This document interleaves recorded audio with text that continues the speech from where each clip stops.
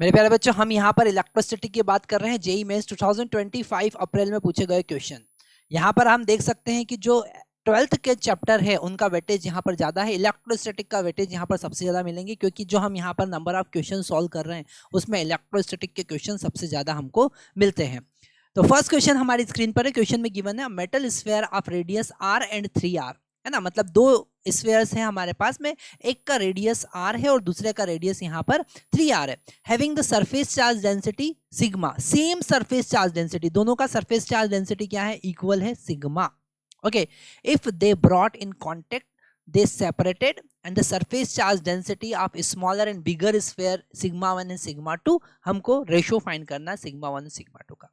तो डेफिनेटली अगर स्टार्टिंग की हम बात करें तो दोनों पे चार्ज अलग अलग है, पोटेंशियल अलग अलग होगा, और जब हम उनको कनेक्ट करेंगे तो चार्ज कब तक फ्लो होगा, जब तक कि पोटेंशियल सेम नहीं हो जाए। अगर हम पोटेंशियल की बात करें, अगर किसी स्फेयर के पोटेंशियल की बात करें तो यहाँ पर V is equal to Q divided by 4 pi epsilon naught R होता है। Okay, Q divided by 4 pi epsilon naught होता है, पर Q को सिग्मा के टर्म में हम लिख सकते हैं। इसको लिख सकते हैं सिग्मा इंटू उसके सरफेस पर चार्ज, वो कितना होगा, वो होगा सिग्मा इंटू 4 पाई R स्क्वायर। ओके, क्यों, क्योंकि Q सिग्मा जो है वो surface charge density Q divided by total area 4 pi R square होता है।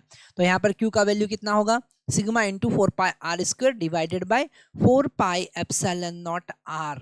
तो यहाँ पर 4 पाई से 4 पाई कैंसिल हो जाएगा, एक R से एक R कैंसिल हो जाएगा, और V का वैल्यू जो हमको मिल रहा है वो मिल रहा है sigma into R divided by epsilon not.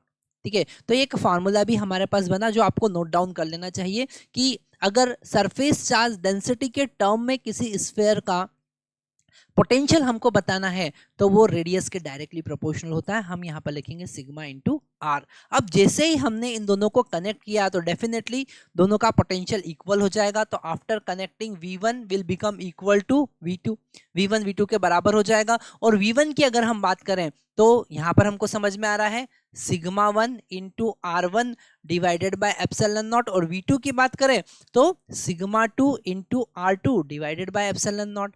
अब एप्सिलॉन नॉट तो यहाँ पर कांस्टेंट है तो कैंसिल हो जाएगा।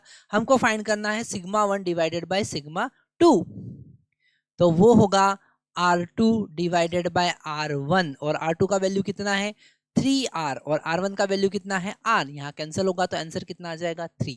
मतलब छोटा सा लॉजिक लगाकर हम फटाफट आंसर सॉल्व कर सकते हैं। और जब आप इससे इस टाइप के मल्टीपल क्वेश्चन सॉल्व करते हैं तो हम इस टाइप के लॉजिक बहुत इजीली लगा सकते हैं। नहीं तो फिर हम पहले V1 फाइंड करेंगे, कॉमन पोटेंशियल फाइंड करेंगे, फिर वहाँ पर चार्ज फाइंड करेंगे, फिर चार्ज डेंसिटी फाइंड करेंगे, और फिर इस तरीके से क्वेश्चन सॉल्व करते हैं जो टिपिकल होगा। अगर हम डायरेक्ट यहाँ पर कॉन्सेप्ट लगाते हैं, और ये कॉन्सेप्ट कैसे बनेंगे, जब तक आप प्रैक्टिस नहीं करेंगे।